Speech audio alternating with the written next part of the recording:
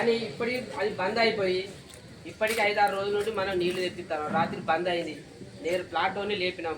2 మనుషులు అండర్వేర్ ఇచ్చిన నీళ్లు తెచ్చి పోతున్నాం. ఆడ డబ్బాలు పెడితే కుక్కలు నాలుగు పొద్దున వచ్చి పొల్లు ఒకటి తింటాను. ఈ నీళ్ళ సమస్య కోసం కార్మిక వర్గాలు కూడా మా మీద కూడా ఫైట్ చేస్తారు. ఎందుకంటే మేము వాళ్ళకు ప్రతిదీ కాబట్టి మమ్మల్ని అడుగుతున్నాం. మేము మీకు అడిగినాం. ఇలా ఏమవుతుందంటే మేము అడగలేక దోషిని అయిపోయినట్టు అయిపోతాం. మరి సమస్య పరిష్కారం ఎట్లా చేస్తారు? మేము అడిగేది ఉంటేనేమో మనకు బిల్లు రాంది కాదని మీరు అంటారు. చెప్తానండి, నేను కూడా స్వయంగా వెల్ఫేర్ తీసుకుపోయి ఏం కాదు నాకు ఆరోగ్యానికి పని చేయట్లేదు అంటే గుండె కాకపోయి శాంతికమైన పని చేయట్లేదు, ఇంటికి పని చేయట్లేదు, వాడెవడో పని తీసుకొస్తే అడ్డగోలు చెప్పడం కోసం మనోళ్ళు ఎవరు కానీ పట్టించుకుంటలేదు.